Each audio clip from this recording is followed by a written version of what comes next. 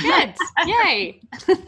Hello, everybody, and thank you for joining us. Welcome back to the morning tea. I am super excited to be, coming off this short hiatus with Nikki Featherstone. Nikki is an art therapist out of Camrose, Alberta.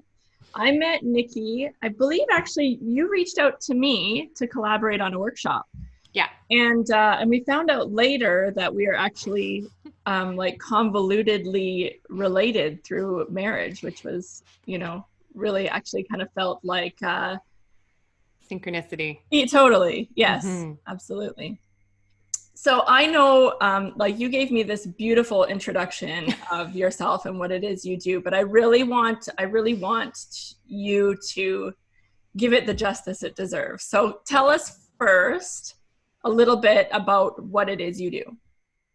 Oh, that's a big question. Okay, you know what? Actually, wait, I forgot something. What's in your mug today? Oh, I have my lovely mug, and I have a mixture of lemon thriller and ginger peach. Ooh, yes. Nice. Yeah, I love it. Yeah, that sounds delicious. It is. So today I've got actually a cacao in here, which is from Sacred Arts in Camrose. For those of you who might be tuning in from Camrose, this is an amazing little cafe and yoga studio, and they do carry this as well as some other really great brands and food options. And then I'm drinking it out of one of my favorite mugs, which I got at Twig, which is also on Main Street in Camrose. Camrose has the best Main Street. It's true. The best Main Street, honestly. I love it. Every year I look so forward to Jaywalkers Jamboree, which for those of you who aren't familiar with it, they shut down Main Street and it's just like a big market. And then there's rides for the kids and music and entertainment. And it's such a great weekend. Unfortunately, I imagine it's probably going to be canceled this year. I haven't heard yet, but I would think so. Yeah. Yeah. Anyway, the city actually has canceled all public gatherings till I think July at some point. So okay, that's a given. Yeah. Yeah. Next year. Absolutely. It's like 60 some years going. So is Jaywalkers. So I can't imagine it won't be back because 60 some years in a row that they've been doing it. Oh yeah. I remember as a child being at Jaywalkers Jamboree. Huge fun as a kid. Yeah. It's a little crowded for me as an adult. But yes, go ahead. No, you go ahead. Tell us about what you do a little bit. I mean, in whatever way feels right. Sure. I'm a registered Canadian art therapist, which means that I am a professionally trained art therapist that has graduated with recognized training post-grad. So I have a post-baccalaureate diploma from Kootenai Art Therapy in Nelson, BC, which is the best place to go to school, by the way. And then I did 1,000 hours of client work that was supervised after graduation, which is what you need to do to get your registration to become a registered Canadian art therapist. So that means I've done a lot of walking and a lot of working and a lot of pathways to get to where I am, all really worth every bit of study and creative hoops to jump and finding ways to create art therapy here in rural Alberta, which when I started, no one understood what those words mean. So there was a lot of advocacy and creating my own practicums and creating places like that in the last 5 years. Because I've been graduated and post-grad for 3 now. So yeah, it took a lot of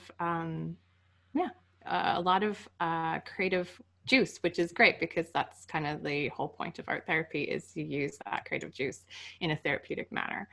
So now I have a private practice. It's called Haven. It was on Main Street for a while. And then I moved it to actually my private residence. I have a whole basement that is renovated into my studio now. So this working at home thing was not new. Yeah. So I was really grateful about that. I was like, oh, wow, I already do that. So it's all good. It's an easy adjustment. Yeah. So yeah, I am I'm a clinical art therapist, so I can work clinically with people. I also have I'm spiritually integrated, so I use the spiritual foundation of people, their belief systems, as a place where everything kind of lands, and that's all people, all traditions, all faiths. So that our medical model for the last 100 years or so has been very separate, longer than that, but especially the last 100 years in Western culture, from spirituality to mental health and even the body, right? We've really tried to pull those things apart, but being holistic and coming to the understanding that actually health is a holistic thing. We aren't separate from our minds, our bodies, our spirits. Everything is all connected. So I find it's unethical to me to work as a therapist to try to be like your belief structure. No, you have to leave that at the door. We're just going to talk about your mind today. Absolutely. Mm-hmm. So a little bit. Yeah, no, that was perfect. Big question.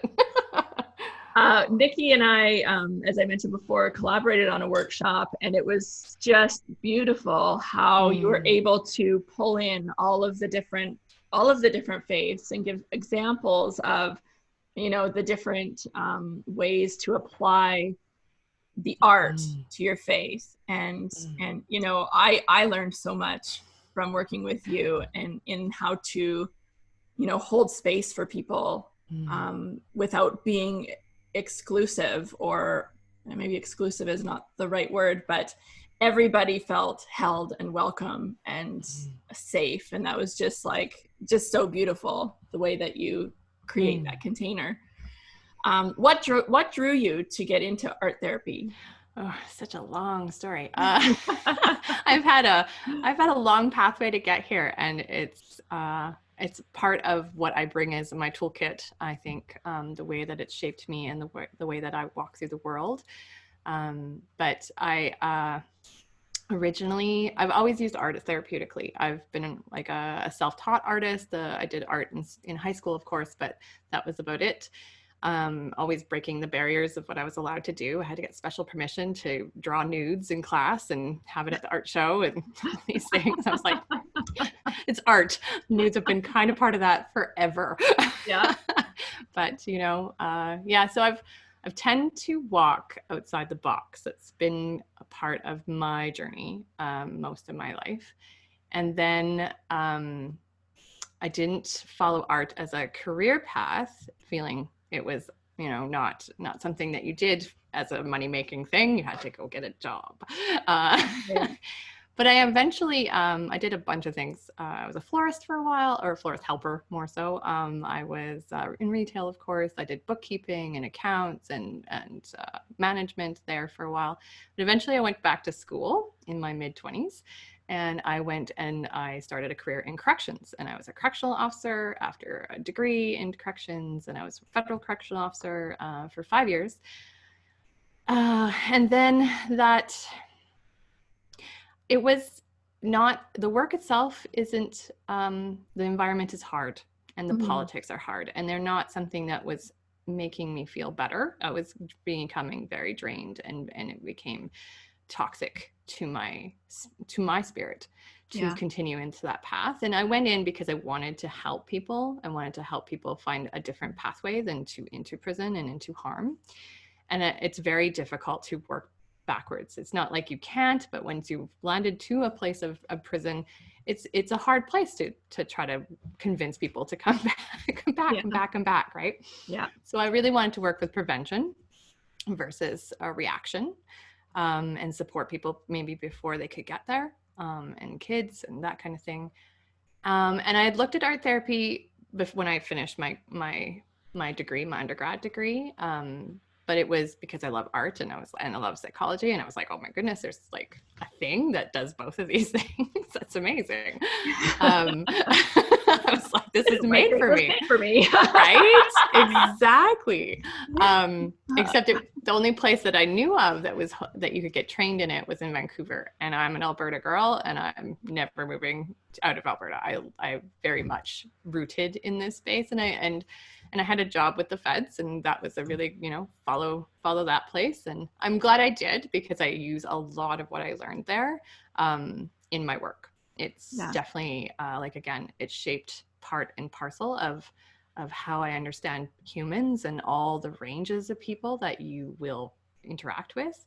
But then synchronicity happened. I got a random email, I think was a spam, from the Toronto Art Therapy Institute advocating that they have a distance program in 2015.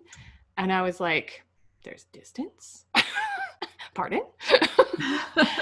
So I started looking, and I found there's also a distance one in Nelson, which for distance studies, you do still have to go there, like, and be on campus a certain amount of hours every year. And during that time, I had to go 3 times a year. So I had this like, do I go to Toronto or do I go to Nelson 3 times a year? That's an easy choice. Yeah, right. I'm like, oh, I'm going to Nelson. So I applied. I had 7 days to get my application package together, which included like 3 letters of reference and my my police check and all of those things. All came together beautifully. Just boom, boom, boom, boom. Amazing. Got it in. And yeah, the rest is kind of history. I went, and I can't say enough about Kootenai Art Therapy Institute. Like, if you want to follow this path, they are amazing. Yeah. It's an incredible school. Yeah. Fantastic. Yay. So yeah. So when I had approached you about coming on, you had talked about you know, how art therapy is sort of different than using art as therapy. And can you talk a little bit about the difference? Let's see. Okay, so art is therapeutic. Period. Yes. So that's the fundamentals that we sit on. All creative endeavors are therapeutic for humans. We are creative innately, and we have creative energy. And if we don't use it, it will actually turn toxic.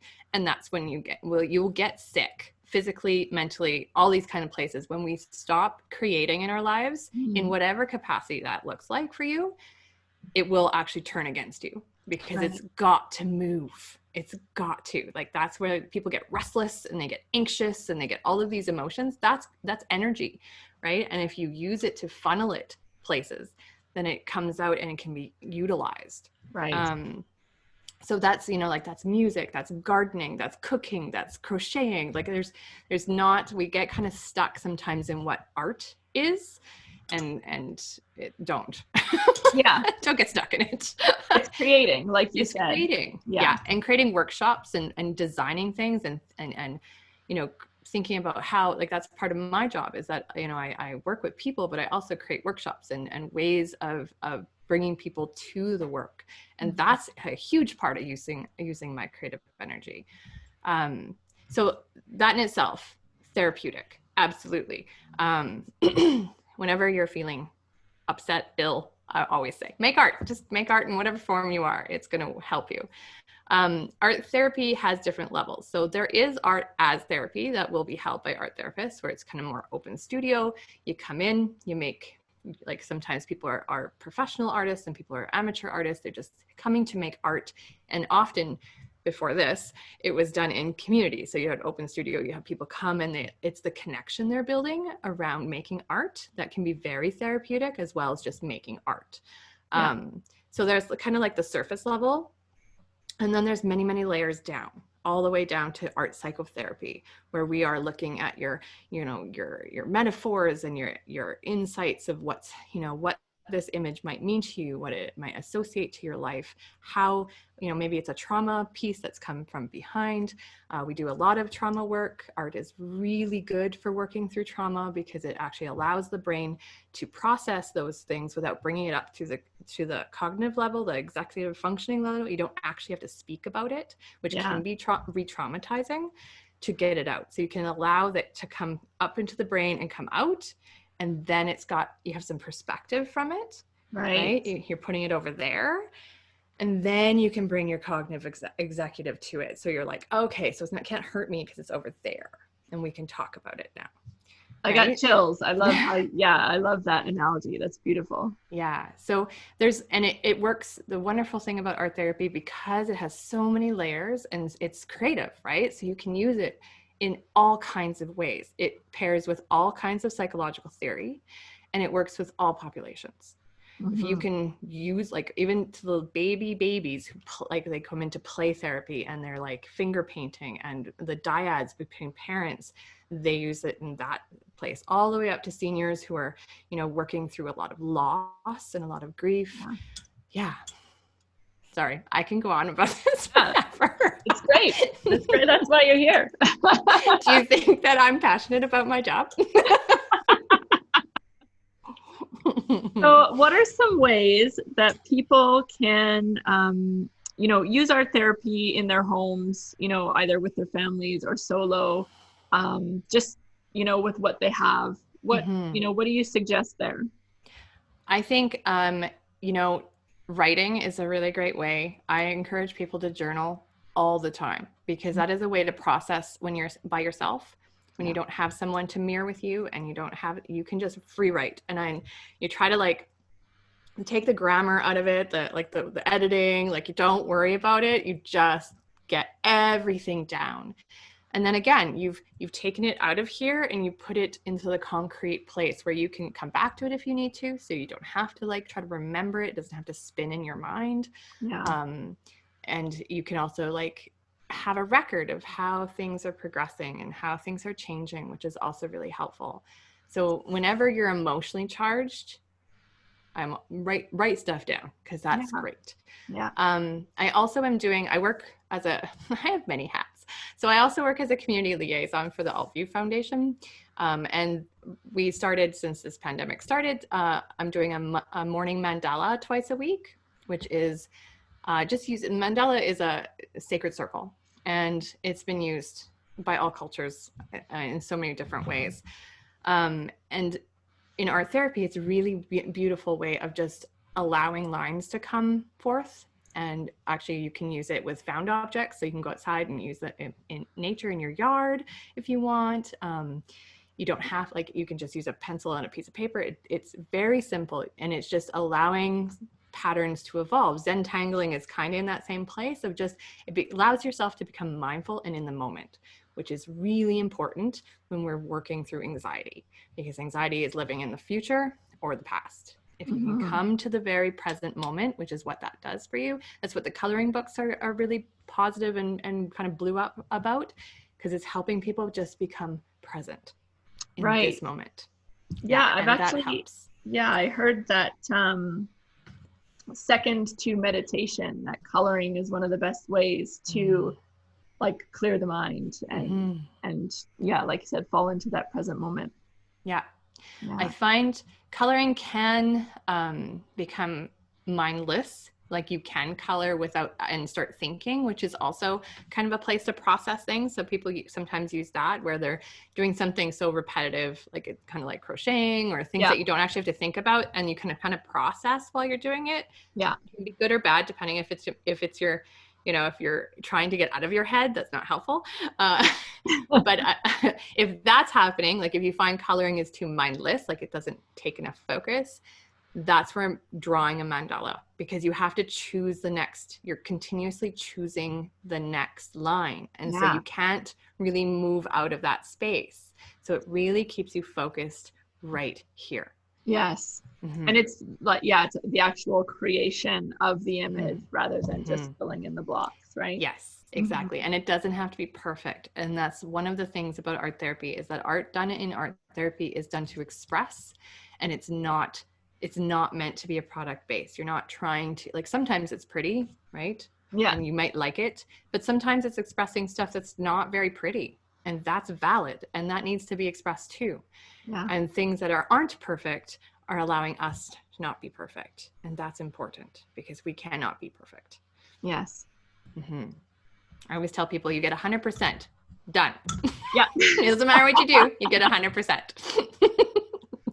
It's a decoding, because we all go through art class as little kids, and we're taught what's right and what's wrong. Yeah. Right? We're taught, like a stem needs to be green and the flower needs to be red. You can't have a Right. purple stem. And it's like, Yeah. yes, you can. Yes, you can. So I have a lot of, especially with adults, I have a lot of pulling apart those places of vulnerability, being judged, self-judgment. We're really hard on ourselves around these things. And like, I'm not an artist. I can't draw a stick man. I've heard everything in the book around not being able to make art. And I'm like, can you paint a picture black? They're like, yeah, then you can do this. Yeah. You're good. So you mentioned the Mandela class. Tell us a little bit about what you are offering in, the socially distanced time.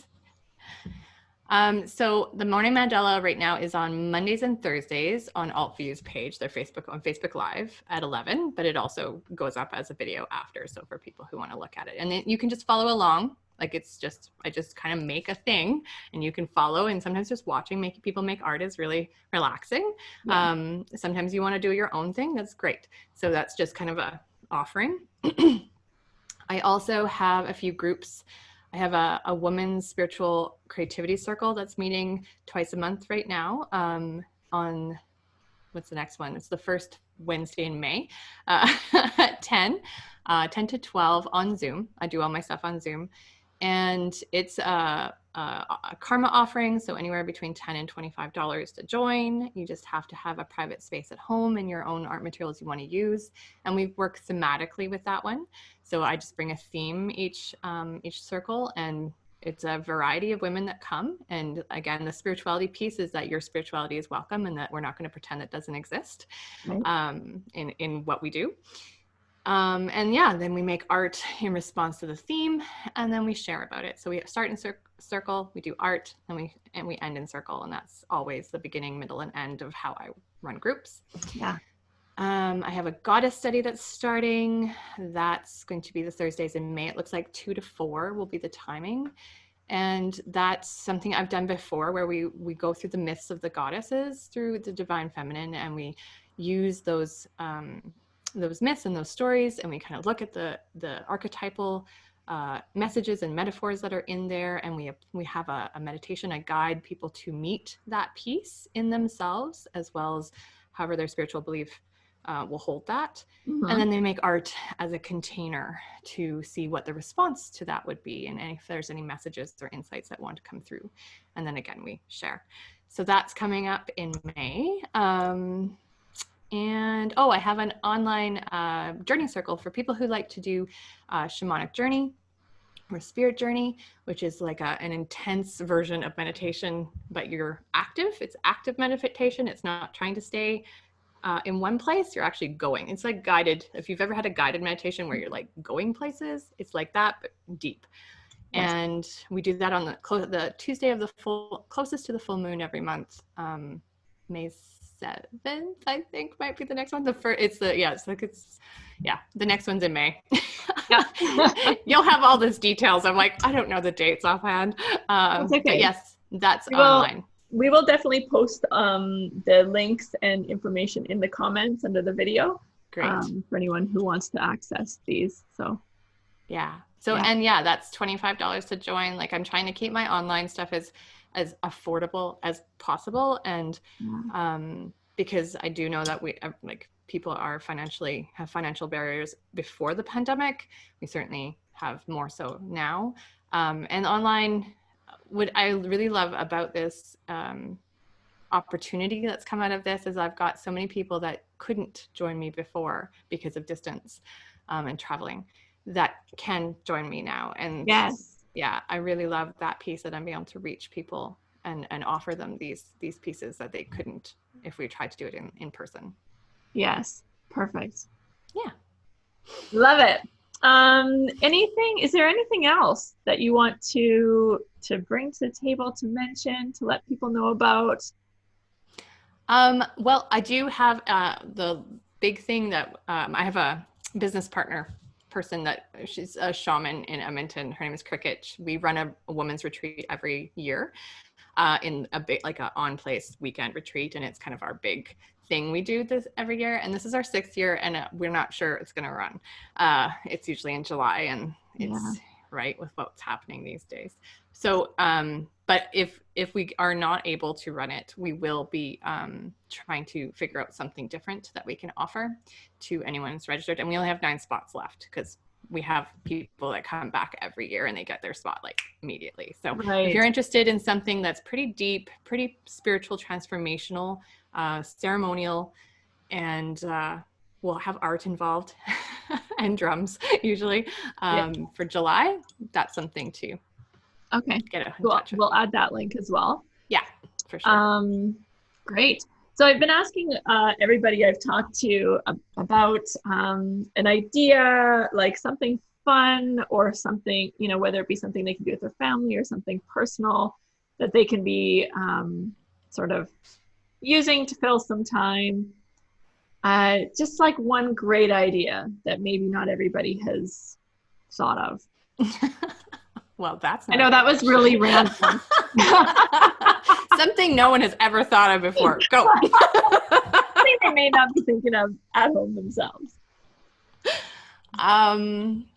Well, I always encourage people to make art together, but being it's Earth Day today, I think going outside, because we need to get outside, that is a big piece right now that people are, do we go outside? How much can we go outside? All of those things. Go outside. You have a yard. You have a patch of grass somewhere, and go together and maybe make an earth mandala, an eco mandala. Find pine cones and leaves and stones and create. It's eco art is what we call it, and it's art that we put out as a kind of an offering to the earth, and we leave it for the earth to take back. So it's all natural materials, and she takes it back and it'll be gone. So. Yeah. Beautiful. I love that. I actually, you know, since the snow has melted, have been trying every day to just go put my bare feet in the grass. It's been glorious. Yes, 100%. We got it. It's amazing how much wellness it is when we connect to the earth. 100%. Absolutely. Yeah. Fantastic. Nikki, thank you so much for joining us today. I am going to, as I said, I'll post all the links to everything that Nikki's been talking about today in the comments so that you know how to touch base with her. Again, I can't recommend Nikki enough. The work that she does is truly transformational, and she creates a very safe and sacred container for that work to happen. So yeah, thanks again, Nikki. Thank you. I'm very honored for being here today. That was amazing. It's a lot of fun. Yeah. All right, everybody, have an awesome Earth Day. Find some time to get outside and appreciate Gaia, and take care. Peace. Bye.